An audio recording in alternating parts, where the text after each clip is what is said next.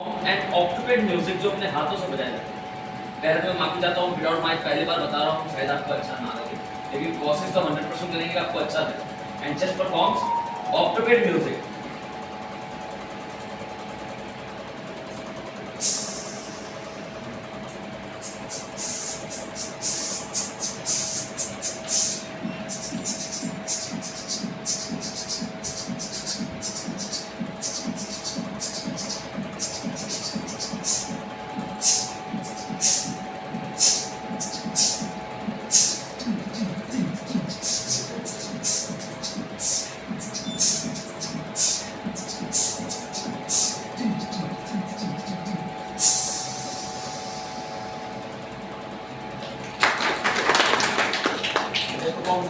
Next घुंघरू होते हैं, जिसे इंग्लिश में कहते हैं एंकलेट बेल्स।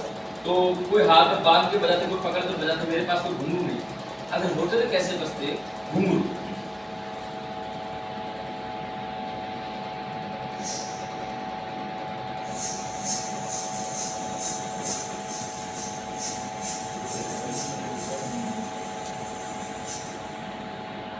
घुंघरू और पायल अलग अलग होते हैं। जस्ट परफॉर्म एंड घुंघरू।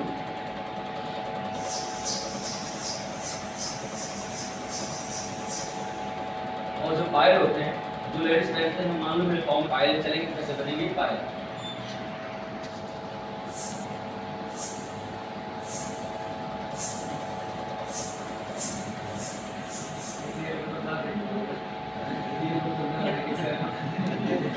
एक्चुअली घुंघरू और जो पायल दोनों अलग अलग वैरायटी होती है। मान लो मेरे हाथ में घुंघरू एक हाथ में पायल है, दोनों साथ में कैसे बजते हैं घुंघरू और पायल।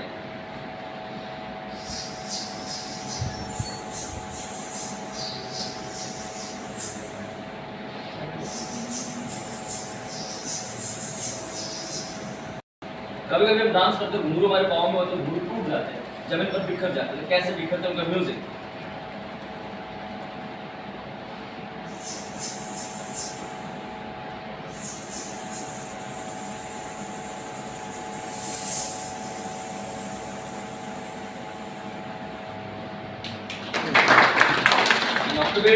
Next perform and Bollywood actor जो हमारी वॉइस होती है वोकल, वो बहुत सारी चेंजिंग होती है। Just perform octopad.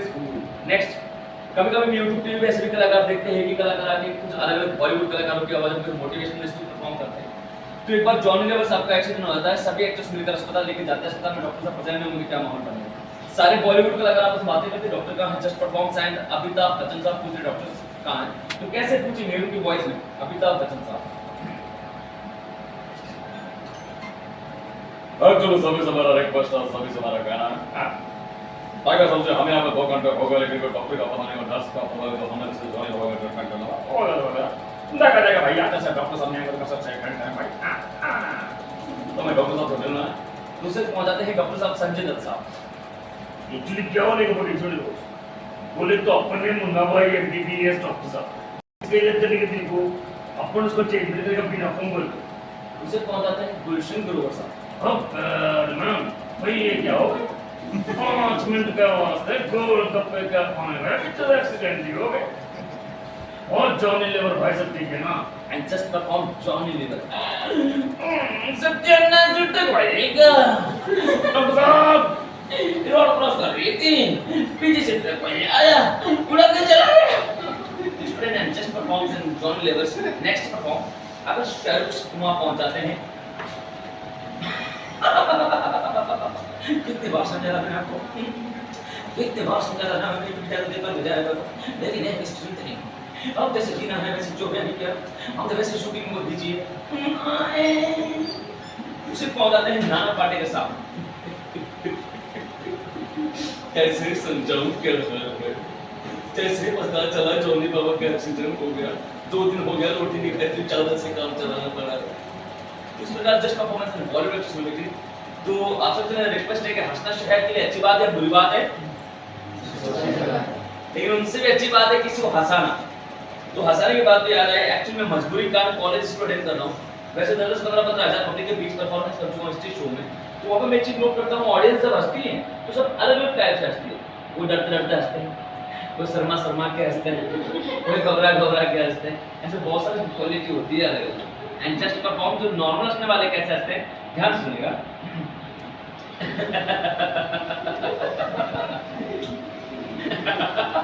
एक बार जो उनसे जो कम मस्त अरे उनसे जो कम मस्त जो दर्द करता है ऐसा लगता है जोर से ऐसे नहीं करना कुत्ते कैसा होता है।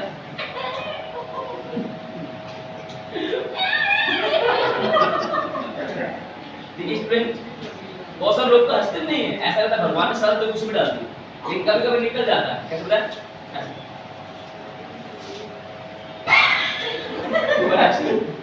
तो ये एक छोटा परफॉर्म था, तो मैं आपसे बात करना चाहता हूँ कि जितनी परफॉर्मेंस के लिए बहुत मैंने शॉर्ट परफॉर्म किए हैं 7-8-10 मिनट का, लेकिन हम स्टेज पे 2-2 घंटे माइक लेके खड़े रहते हैं। तो हमारा पूरा एक ग्रुप था, 10-12 गर्ल्स बॉयज दोनों साथ में थे, अलग अलग सिंगिंग एंड म्यूजिशियन। तो उसमें बहुत सारे लड़कों लड़कियों के साथ कुछ गलत हो गया नशे के चक्कर में। तो मैंने सोचा कि मैं अपने जो टैलेंट्स हैं, टैलेंट के साथ साथ मैं नशे के विषय में जानकारी देना चाहता हूँ। अभी एक महीना हुआ एक लड़के का देहांत हो गया, जो हमारे आर्टिस्ट थे, नशे के चक्कर में दोनों किडनी उनकी खराब हो गए थे। तो मैं ये बताना चाहता हूँ कि फ्यूचर में नशे से हमेशा दूर रहना चाहिए, क्योंकि मेरी उम्र है 30 एज, लेकिन मैं अभी तक गुटखा, खैनी, दारू, बीड़ी, सिगरेट किसी सेवन नहीं करता हूँ। तो और सभी से मैं रिक्वेस्ट भी करता हूँ, अगर मैं 1000 स्टूडेंट के सामने बता रहा हूँ कॉलेज में, इंस्टीट्यूट में, अगर 1000 में से 50 या 10 बच्चे भी निकल रहे हैं सोच रहे हैं नशा नहीं करना चाहिए, तो मैं बड़ा खुशनसीब इंसान हूँ कि कम से कम किसी के लायक तो बने, हंसाने के लायक तो बने, किसी के चेहरे पर स्माइल और नशा छुड़वाने की कोशिश कर रहे हैं। देखो छोड़ना नहीं छोड़ना, देखो वो खुद के ऊपर डिसाइड है, कसम खाने से कुछ नहीं होता है, अगर मन को मारते तो सब कुछ होता है। तो इसी प्रकार से मैंने अपने टैलेंट्स को सभी जगह जाके छोटा सा डेमोस्ट्रेट करता हूँ, साथ में नशे के विषय में एक्टिविटी करता हूँ। अब आप सोचते होंगे आपने सीखा होगा, तो मैं आपकी जानकारी बताता हूँ, मैंने किसी इंस्टीट्यूट कॉलेज में नहीं सीखा एंड गॉट इट।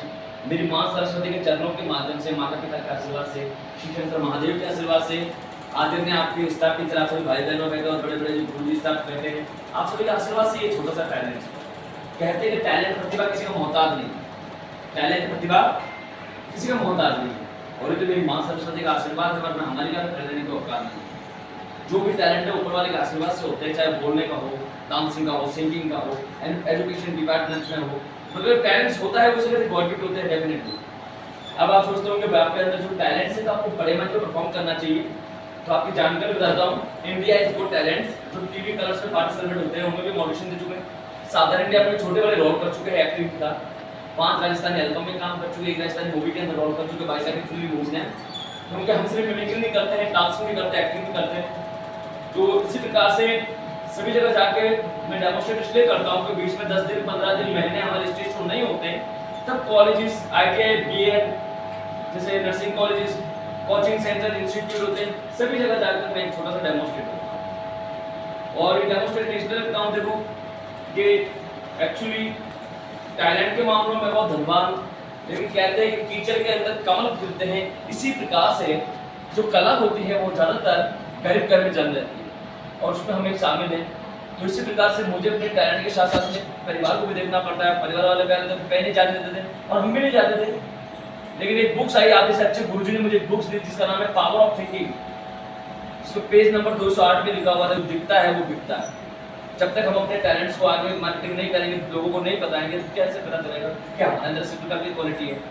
तो वो सोचकर मैंने सोचा अपने टैलेंट के साथ साथ कुछ नशे का भी रखो, अपने प्रतिभा के बारे में रखो। अगर मोटिवेट होगी कोई, किसी के अंदर जो टैलेंट है वो अपने आप बाहर निकले, और साथ में नशे के बारे में जान करें। लेकिन घर वालों ने बोला कि आप इस प्रकार से कुछ काम करें, तो मेरा काम, मैंने अपने प्रोफेशनली काम ये बना दिया, स्टेज शो करना, साथ में नशे के विषय में जानकारी देना, और टैलेंट के माध्यम से बच्चों को, स्टाफ को मोटिवेट करना।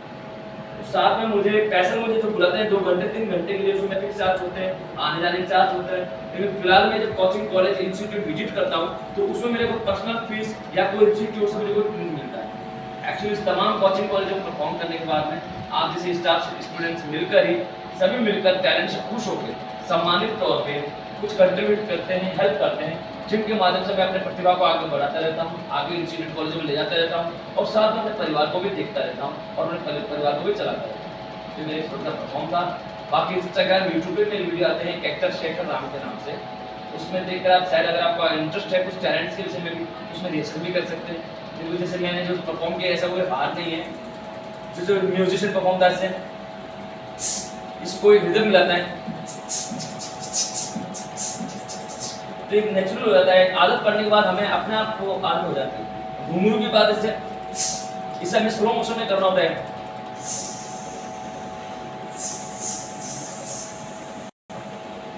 इसी का मेरा छोटा सा परफॉर्म था। एक्चुअली मैम सर ने कीमती समय निकाल कर सर ने समय दी, मैं मुझे बहुत बहुत आभारी हूँ।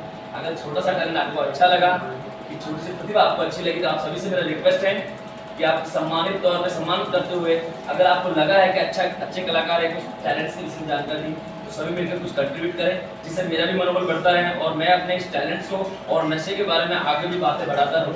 तो इसी के साथ मेरा डेमो समाप्त है। जय हिंद, जय भारत।